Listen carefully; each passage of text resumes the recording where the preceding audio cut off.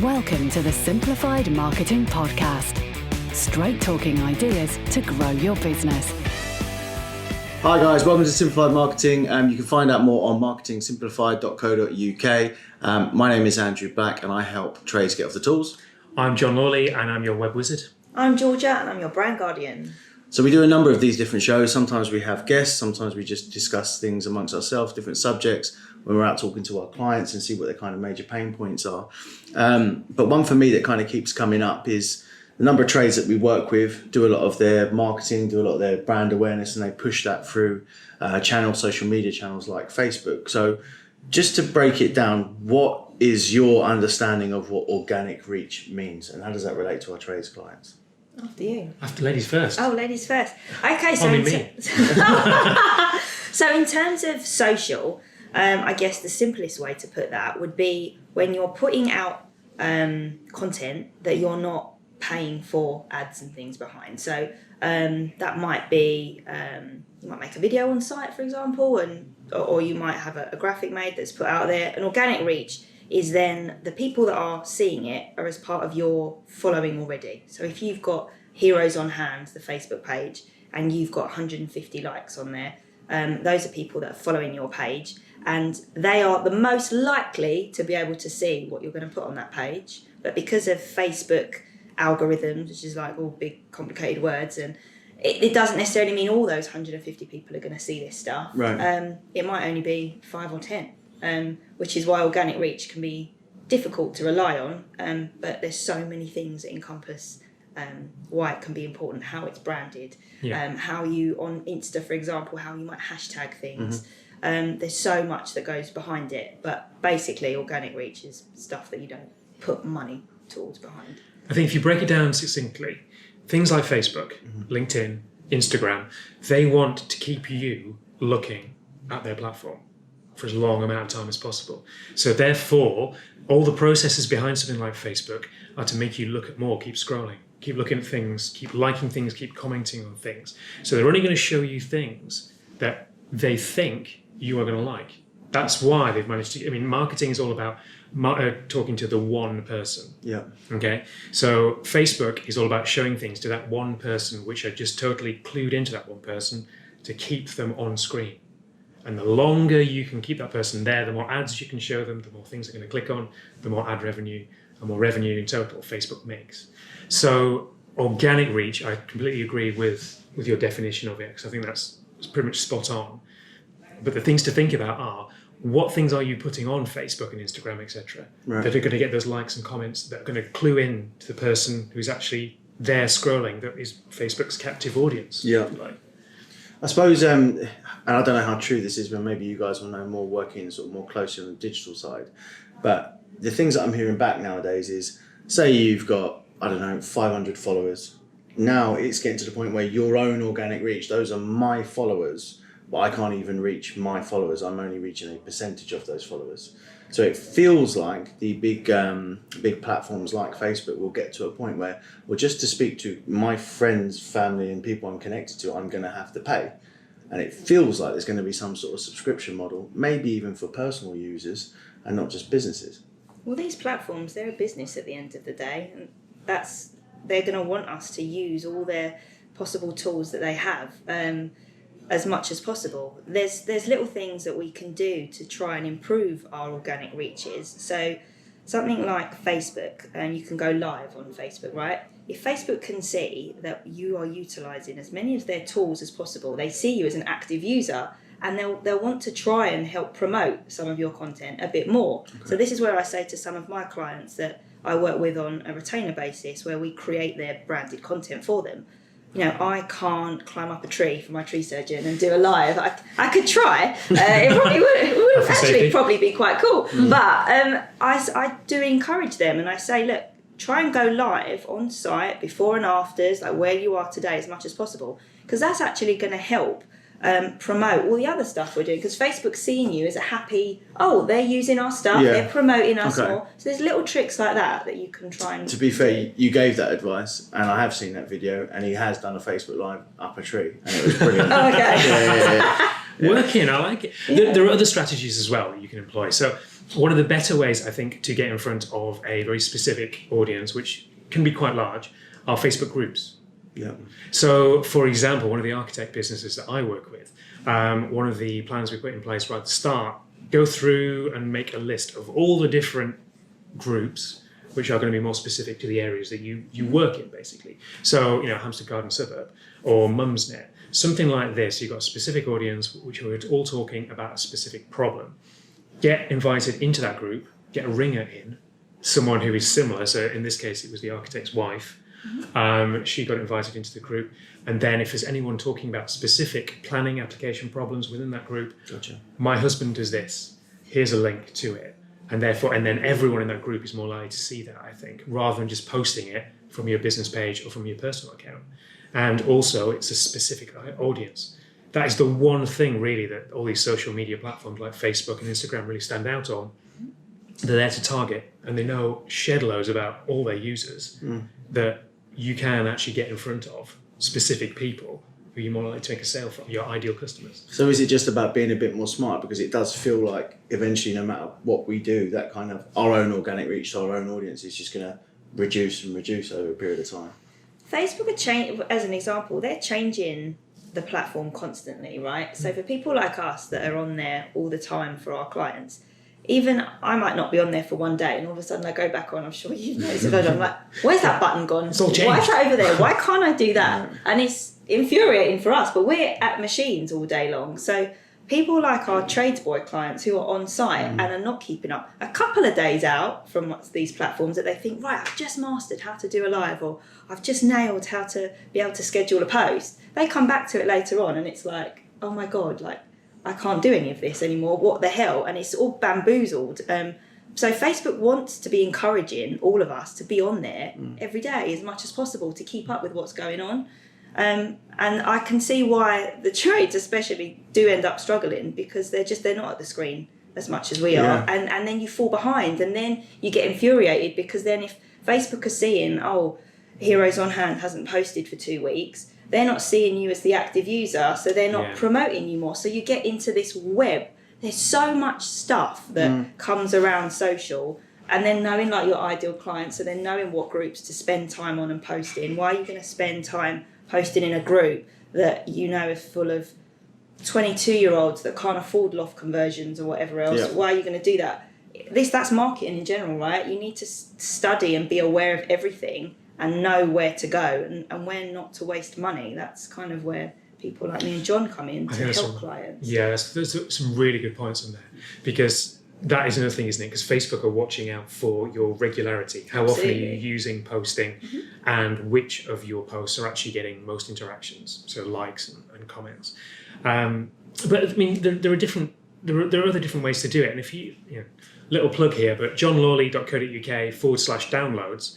There are several PDFs there free to download, which will walk you through basically setting up a business account on Facebook and Instagram and things like that.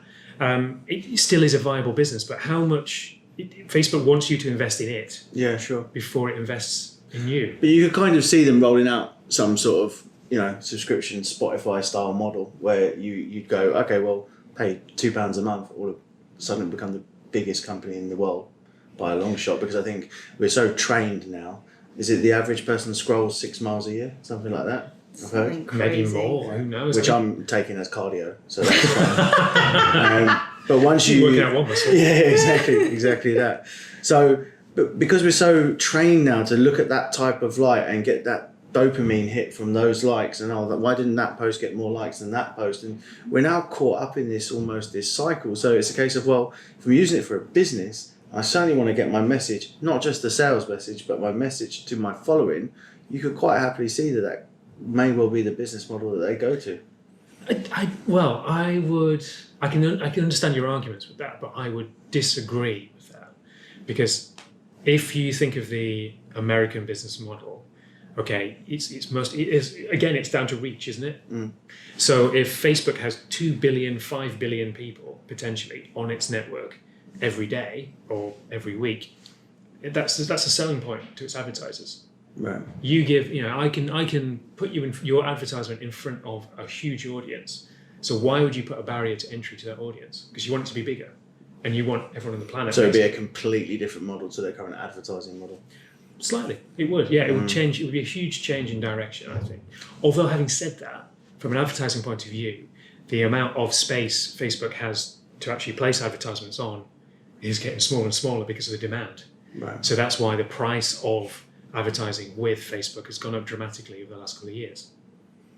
But another factor as well is that if you're falling behind on doing the actual organic posts yourself, there are a lot of inbuilt tools in Facebook to be able to schedule things, aren't there, in advance? Does it have to be within Facebook itself? Like if you use an external posting tool, or say I post through Instagram, which posts on Facebook, I appreciate they are the same company, but does the Facebook algorithms recognize that as a Facebook post or not a post at all because it's been done by Instagram or an external software? Good question. That's slightly, it goes over the head of my technical purview. And mine, Georgia? to be honest. And mine, to be honest. I mean, I'd imagine that, again, if you're doing it on the platform is seeing you as being active on there again. So I know I could be guessing on that one, but I've used external platforms to schedule stuff. I know you do as well, John. Like, it's depending on the client and depending on what we need to be doing. But for most of my clients, I do it native to the platform that it needs to be scheduled on, to be honest, like as a matter of ease just for me and my team. But I can only imagine that maybe that might be more beneficial again because you're on the platform. So it's seeing you as behind the scenes doing stuff more, and you're a user, you're on there 10 hours a day rather than being somewhere else for the 10 hours scheduling. So do you think when there was talk of LinkedIn having a better organic reach, it's kind of been the buzzword, if you like, it almost seems like LinkedIn looks more and more like Facebook every day. Yeah. Oh, without a doubt, because Facebook have got a winning model. Yeah. And LinkedIn has kind of been 50% anyway, people using it as Facebook to post little bits and pieces. When really it should just be the professional version of that. And I mean, it was started up by recruiters, wasn't it? Because you can see the CVs of everyone and you can get in touch with the right people to start selling your services to as a recruiter. But it could be a remarkable tool. I think as well we have to remember is a lot of these social media platforms work a lot better in the country that they were developed in. Right. As in the United States of America, you have a very big population spread out over a huge distance. So in order to do business around that whole area, you've got to be online, you've got to embrace these new techniques. Something like the United Kingdom, we're a little bit behind in this. It's still a very valuable model, but we're kind of a closer, more dense population. That's why something like networking is something as well to add to that marketing mix. Gotcha. So, I mean, sort of different arguments there. I suppose in terms of the different platforms we've got, what one would you advise for your clients? I've left that question open-ended on purpose. Oh. Depends on the client, doesn't it? Yeah. So for me and the trades boys, I'm always plugging Facebook to them just because Facebook has a whole functionality on recommendation. I've found heaps of referrals for my trades friends and clients just from popping onto Facebook for 10 minutes because I'm a member of lots of groups that are maybe mums saying, I'm looking to get an extension, or my friends posted, anyone know a painter and decorator? It's a really acceptable form of communication on Facebook. On Instagram, it's more about the visual and it's not about that kind of interaction necessarily. And LinkedIn is not really one I touch too much on, but would have a lot of power in the commercial space over the domestic. But for any of my trades companies that are focusing on domestic and part commercial, I'm always plugging Facebook because they're seeing a massive return constantly. Even if they're investing the same amount of time and energy into the other platforms, it's always Facebook that's delivering for them because of how it's formatted and how everyone knows how to use it in the communities that they're looking to grow into. Yeah, I agree with that. But just to embellish that a bit more, I think it's think about the age ranges. Where are your ideal client likely to spend the time? So Facebook generally actually has become quite an older platform. Its users have become older because I think you tend to find that people later on in life are using it to catch up with their family and friends who are younger, and see it as one way to keep up with pictures. I know that I've got family in Australia; they're always posting about their life there, so you always catch up here, and vice versa. Whereas Instagram, And Instagram's worked phenomenally well for a lot of the visual businesses I work with. So carpenters, we've mentioned him loads of times, but RK Carpentry. Don't mention him again.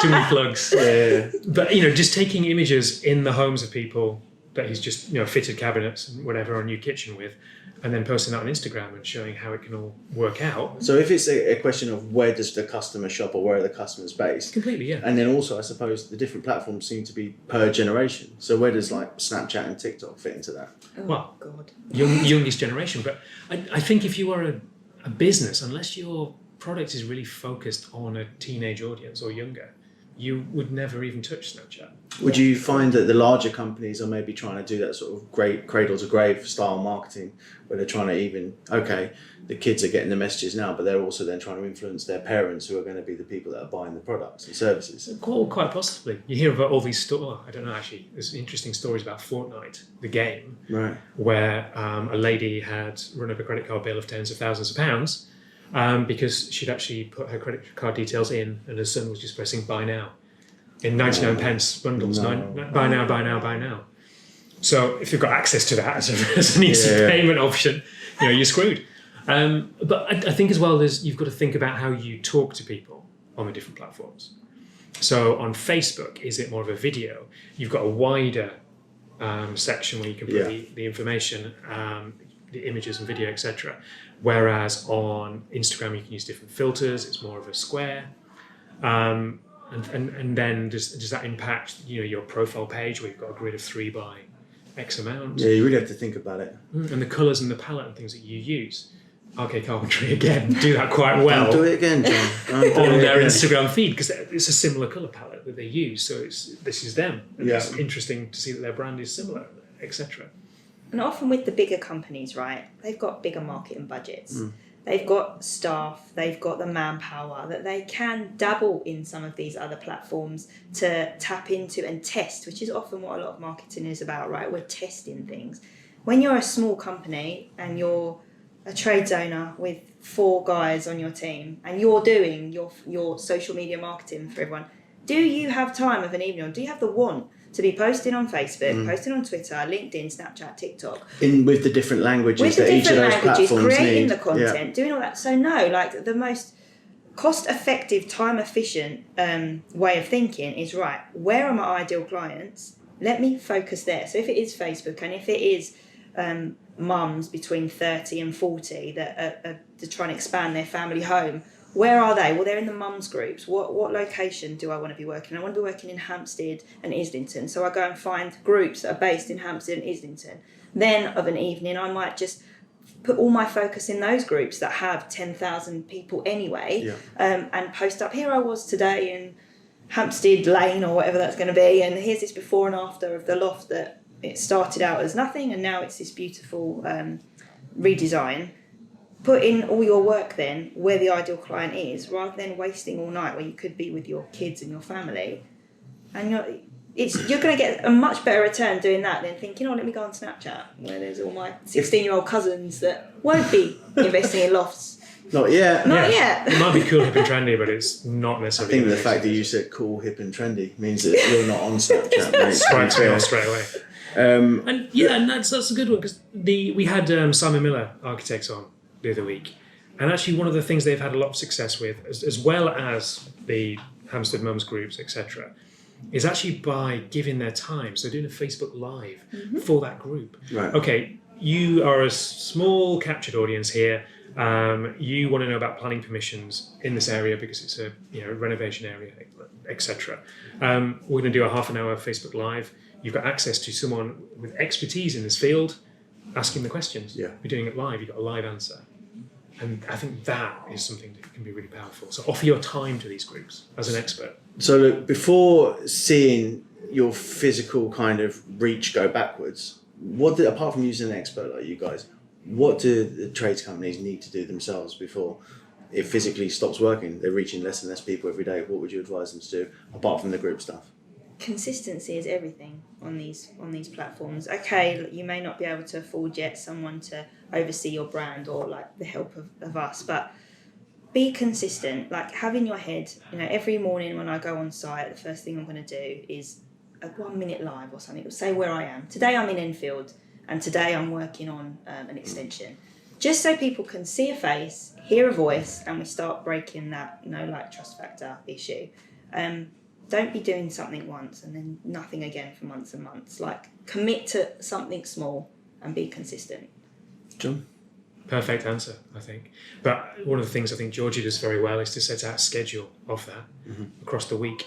So posting this type of content here, this type of content here, etc., etc. Be consistent with that across the weeks, and you'll probably see your organic reach go up. Well, guys, to find out more, please click on the links on this episode. Please go onto the Marketing Simplified website, and please follow us as our individual companies, where we're adding plenty of value and hopefully posting on Facebook correctly. Hopefully. See you in the next one. Thanks, guys. That's all for this time, but don't worry, we'll be back with more soon. Stay tuned for new episodes at marketingsimplified.co.uk.